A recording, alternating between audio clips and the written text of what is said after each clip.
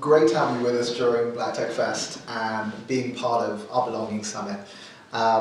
You've been on our TV screens for over 20 years now, doing many different things. And again, so happy to talk about tech, culture, and also gadgets and your love of comics as well. But before we dive into that, I really wanted to start from the beginning and to talk a little bit around what was it like growing up for you? What was Ortis like in his teenage years? What were you interested in? How did you think about the world then? The world didn't exist outside my my social bubble. So I had my parents and their friends. My mum and dad were the only siblings from their families who left Ghana to come to the UK. Yeah. They originally tried Germany. My dad left Ghana to go to Germany. They were in Hamburg, and for 2 years he taught English and a little bit of maths and saved money to then fly my mum over. So for 2 years, without Skype, without video calling, without the internet, yeah. They kept it nice via letters. And mum flew over. Germany didn't get on with mum. Okay. She felt uncomfortable, didn't like the stairs. So someone recommended London, go figure. But mum and dad came over to London, early 70s. And as I say, I can remember my parents being very social and growing up among surrogate aunties and uncles. And the extended family, yeah. And I was the clown. I was the funny one. Nothing was ever serious unless I was getting a beating for it. And that pretty much continued. I was the class clown from primary school right up through secondary school. But I was continually told that I had smarts, that I could do better. And I had a very, very keen interest in science and science fiction and those kind of things. And I felt I had to follow those. My mum and dad wanted me to be a doctor or a lawyer, standard West African household run-ins. And I didn't want to commit to such a long stretch of study as medicine would have required, and I didn't want the responsibility or the weight that being a solicitor, a lawyer, carried either. But I still had an interest in science and medicine, so I studied pharmacy. Okay. So somewhere in the middle. Somewhere in the middle, yeah. And all the while studying pharmacy, I still wanted to, sing and entertain friends and escape through comic books and stuff. Your love of comics and that almost being a place where you could not necessarily escape, but a place that you really enjoyed even up until this point. Where did that almost come into it? I think it was, looking back now with a bit more wisdom. Yeah. It was definitely escapism. But also it was a world where science fiction, where science ruled, or the bending of science rules happen. Just fantasy is escapism. Yeah. And these people weren't real, but sometimes it was nice to engage in that. And I started collecting I was 15, and I remember we had a free reading period during English, so you're able to bring in your own material. Yeah. And a friend of mine brought a couple of comic books in, and me and some friends proceeded to take the mickey out of him. It's like, what are you reading comic books for? These are for kids, man. Read a proper book. And he slid a comic across the table to me, and he said, "Just read it. Yeah. Read it. Come back to me tomorrow, Everything. Thursday, or when you finish. Let me know what you think." And I read this comic, and it blew my mind. And he was smart because he gave me one of the seminal books in comic book history, the seminal stories. It was The Killing Joke. Yeah. To this day, that story still reads so dark, so entertaining. And I was hooked from then. So I said to him, I need more.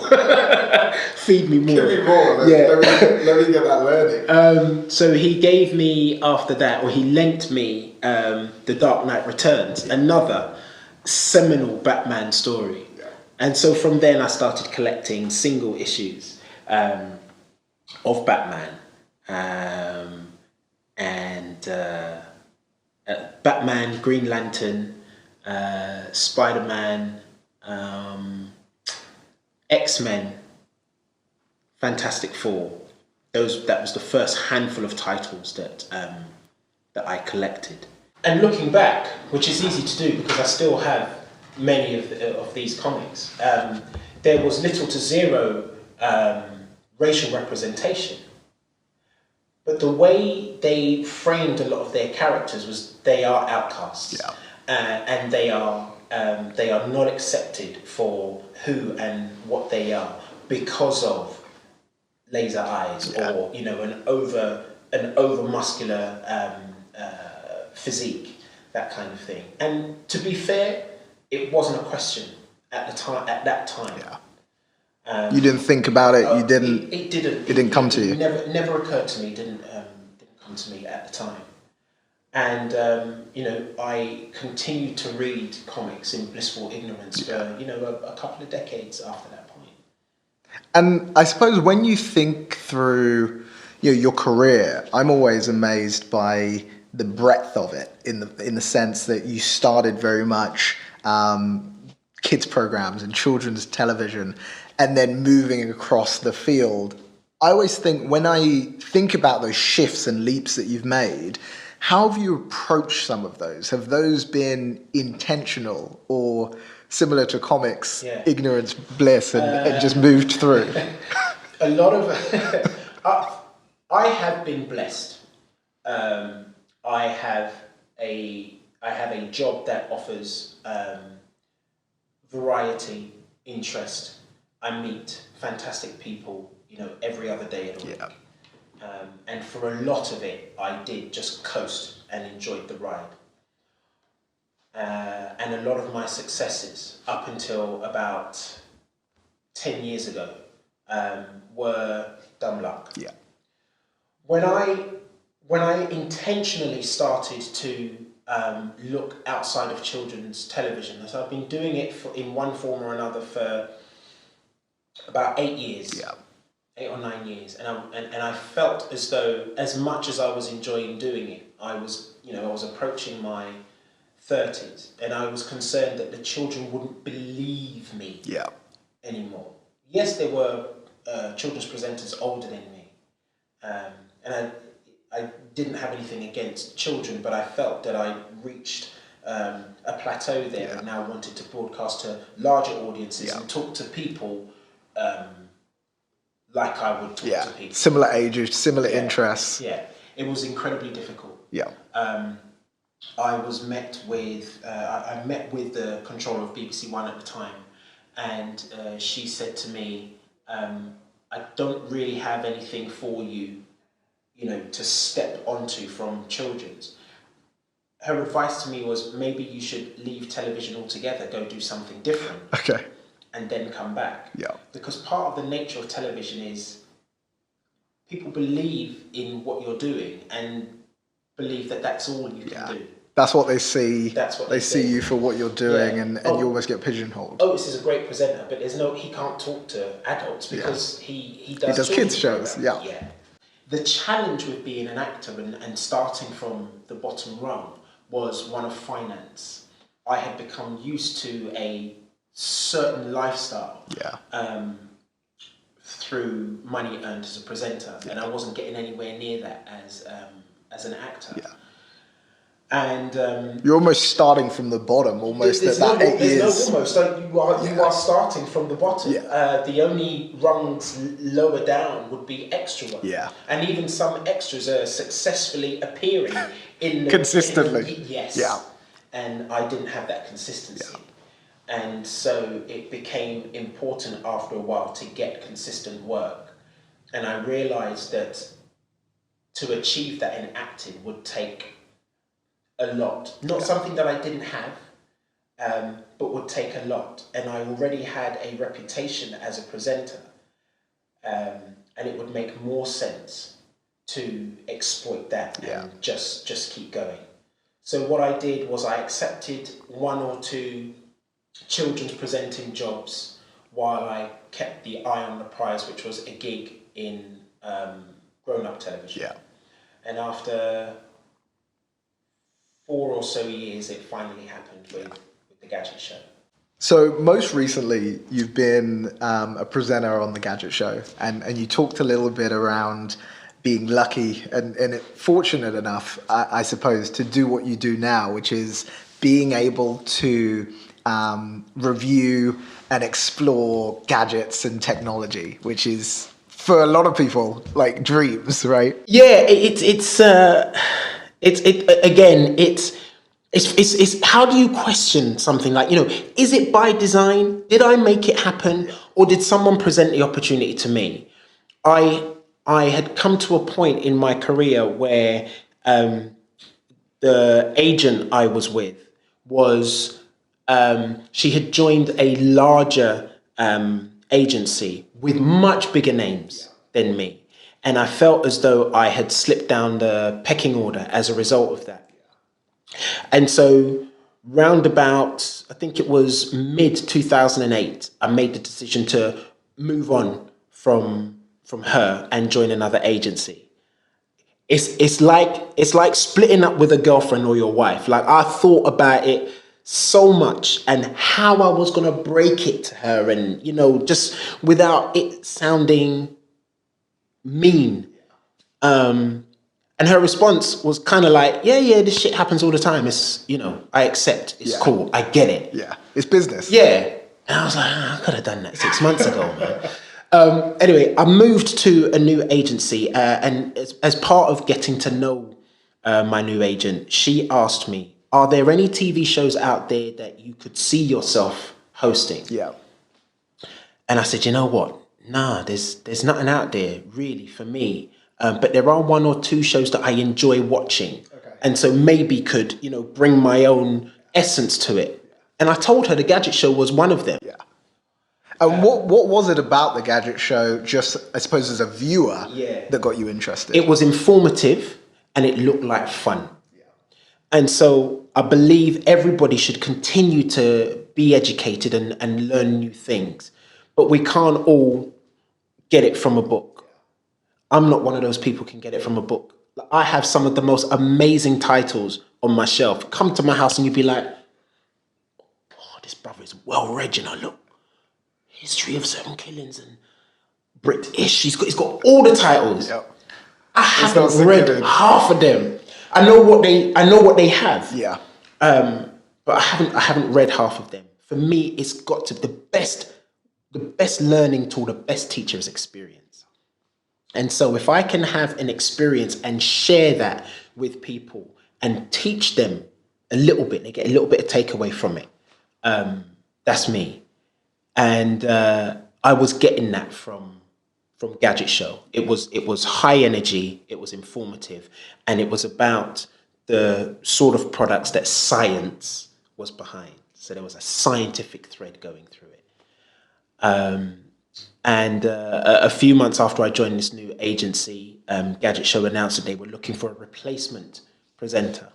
So I went and met with the exec producer. We had some nice banter over the course of an hour or so, and I said to him, we've met in a sort of restaurant bar. Are we now going to the studio to do a screen test and whatnot? He says, I know what you do. He says, I know what you're capable of. I'll make a couple of calls. I'd like to offer it to you. And 2 days later, I was confirmed. So it happened. quickly because it was meant to, or because I was the right person for the job, by design, maybe all of those things. And off and on, 10 years I've been a part of that family now, and it's been a tumultuous ride. And at the moment, full confession, I'm enjoying it more than I have done for a long time. Okay. More than I have done for a long time. I felt a while ago, maybe 3 or 4 years ago, that maybe it was time to step aside and do more, and be more involved behind the camera. And I'm trying to make that work currently. I have some writing partners, but it's hard. It's hard because it's a very closed network. It's not quite the old boys school, but all the controllers and them, they know each other. They all came up together. And it's very cliquey. But I am enjoying my on-screen experiences again, and that's very refreshing because it's given me renewed vigor in other areas. Yeah. And of course, there's a lot of conversation across Black Tech Fest, but also just across the tech industry around diversity, or lack thereof. So what are some of the things, I suppose, from your side? It's lacking. Yeah. There's no question it's lacking. Some of the biggest tech reviewers are black and brown people. Yeah. You've got Super Saf, Gadgets Boy, Marcus Brownlee. Yeah. These are the biggest cats out there. So there is some level of representation, but again, it's only that visual. Behind the scenes, the corporation CEOs, the startup managers, I haven't seen many. I really haven't seen many.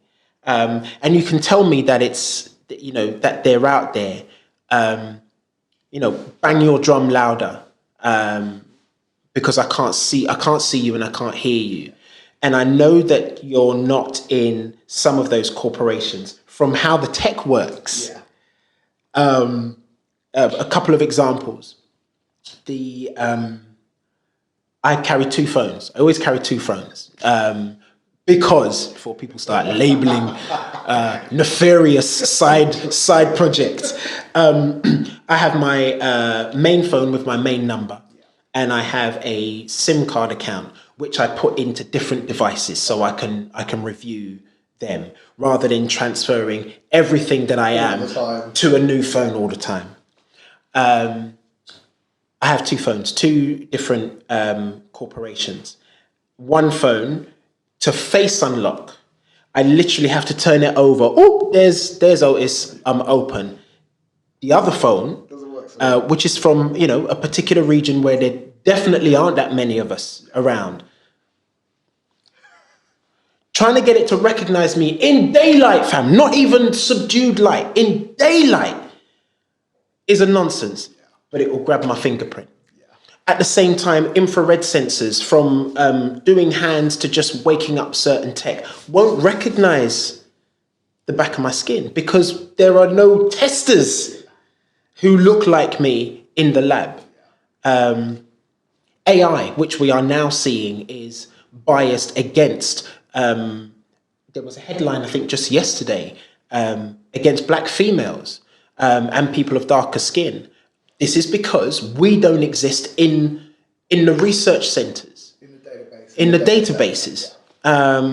And someone said to me, again, because a lot of this code is being written, a lot of the time unwittingly, by white people or white males, the AI, the coding is biased as well. So what you're getting is a generation of artificial intelligence that is seeing and experiencing the world in the same way as their coders, their code masters. And I think that's a really interesting point because speaks to, oftentimes people are saying we need more diversity because it looks good, or from a representation point of view. I think one of the things you're picking up is, even from a customer experience point of view, as a black male, you're not getting the best experience that you could get because of all these things. And so it counts because visually it's good. Visually it's required for us to see us.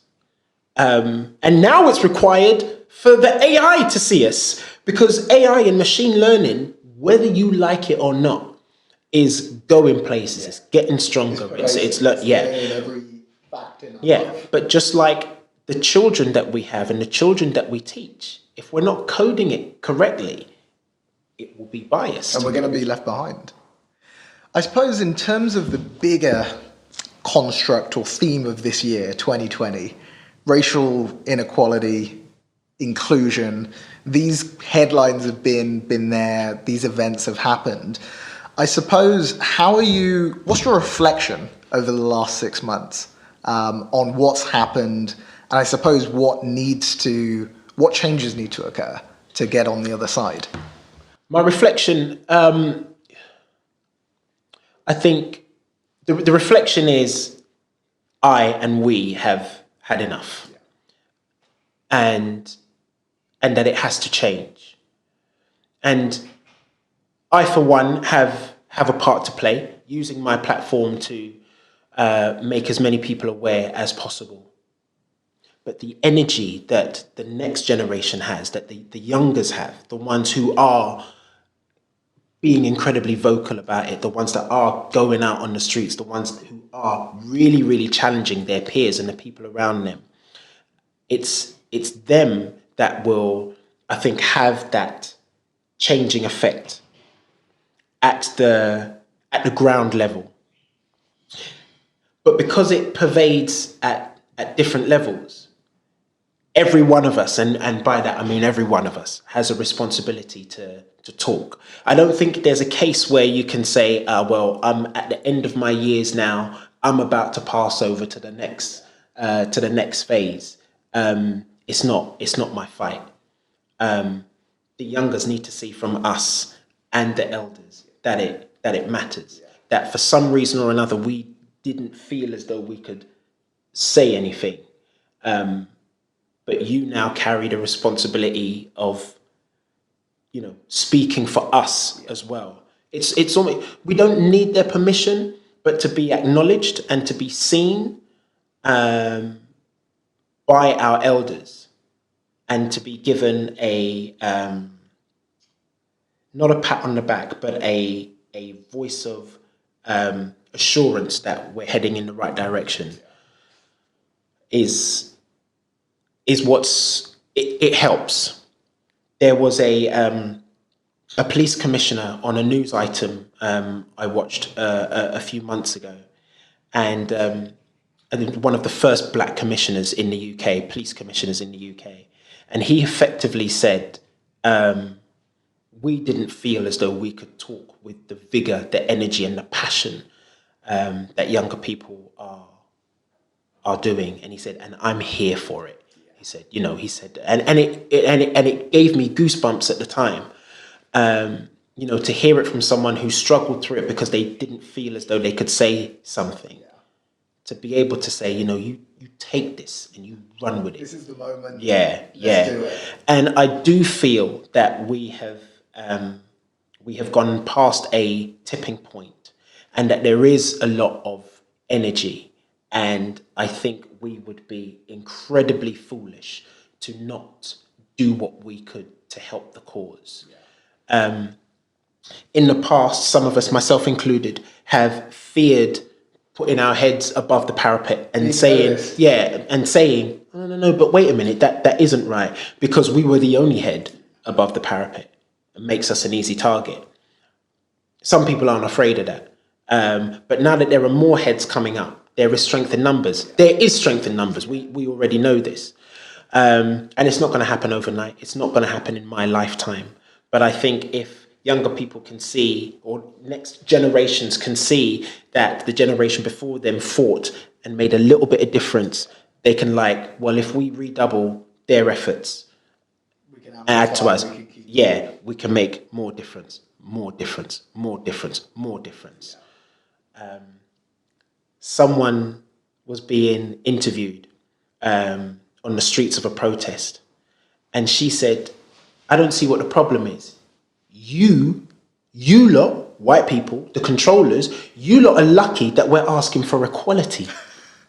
That's all we're asking for. Yeah. We're not trying to supersede you. We're not trying to eradicate you. Do you know what I mean? Just we're to not get, trying just to be at the same level. We're not trying to euthanize you. We want a seat at the table. We want equality. So yeah, I mean, there are others that are more articulate than me.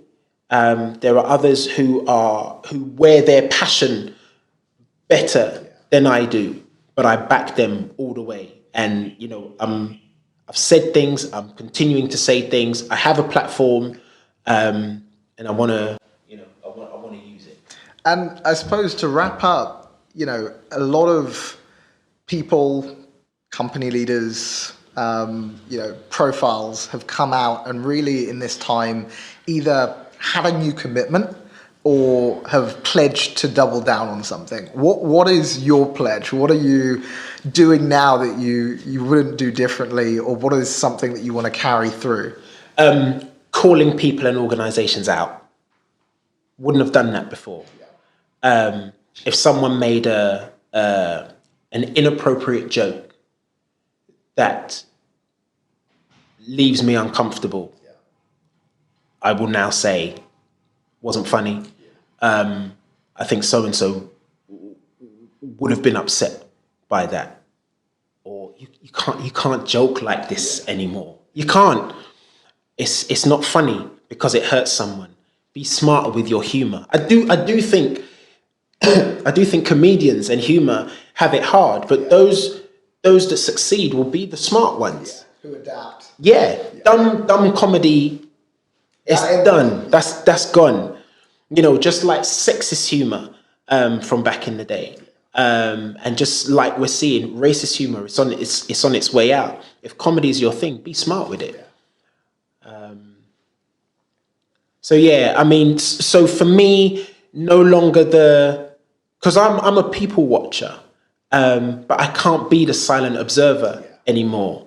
I can't be like, you know, I know X isn't racist, and that's okay with me. I have to now know that X is anti-racist. I need to know that X is gonna say, no, you can't say that, because I love people like this. I walk with people like this, and this isn't the right way to talk about them. This isn't the right way to treat them. I only want allies going forward. I'm happy to come to the table and debate with you. We don't have to think exactly the same way. We don't even have to have the same political leanings, so to speak. But if you aren't anti-racist, you can't sit at my table, man. You can't. I love that, and I think that is definitely where we're at, where it's not enough to be silent now. It's not enough to shadow away. I think silence is actually complicity. Yes, I agree. And it's definitely something to move. Well, Ortis, I've enjoyed this. I feel like this is the first of many conversations around this topic. I feel the same. It's been my pleasure. Thanks so much. Thank you. Take care. Yeah, you too.